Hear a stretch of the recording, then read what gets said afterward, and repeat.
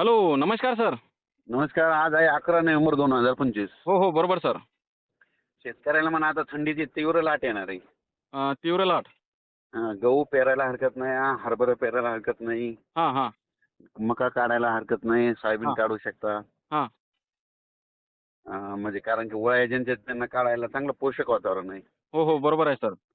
आणि थंडी खूप आहे त्याच्यामुळे जितक्या थंडीमध्ये ना गहू हरभरा खूप चांगले येतात जितकं. हो, हो, हो. हं.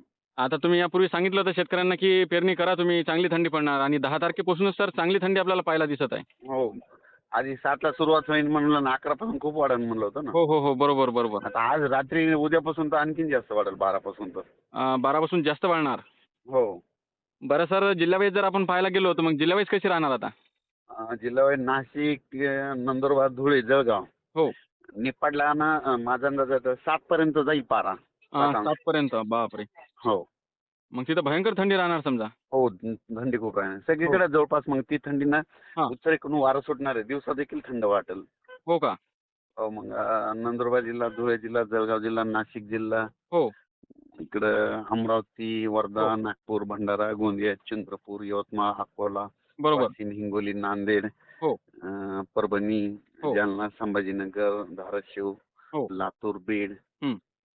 सोलापूर, सातारा, सांगली, सोलापूर, कोल्हापूर, पुणे हां. सगळीकडे थंडीचा पारा वाढणार आहे.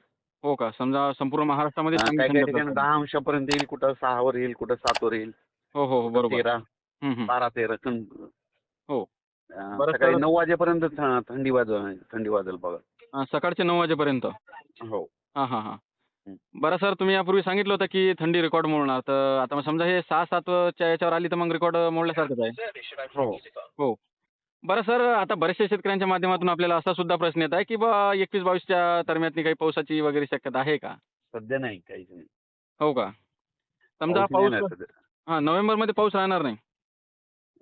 डिसेंबर आपण म्हटलं होतं ना दरवर्षी 2 डिसेंबर ते 7 डिसेंबरमध्ये एक अवकाळी येते. हो, हो, हो. बरं मग सर ढगाळ वातावरण राहणार का समजा समजा आपलं 28-29 च्या दरम्यान? हो, थोडं क्लाउडली राहील ना थोडं. हो का? ढगाळ वातावरण राहील. हां, हां. समजा ढगाळ वातावरण राहणार. हं. बरं सर आता आपण जर पुढच्या वर्षीचा जर अंदाज पाहायला गेलो, आता तुम्ही यापूर्वी आपल्या शेतकऱ्यांना सांगितलं, परंतु आता नवनवीन शेतकरी येतच राहतात. तर त्यामुळे सर पुढच्या वर्षीचा अंदाज सांगा तुम्ही. पुढच्या वर्षी थोडा कमीच राहणार आहे पाऊस. म्हणजे 2000 सरासरी इतका. हं, हं. हं. 2026 मध्ये सरासरी पाऊस राहणार.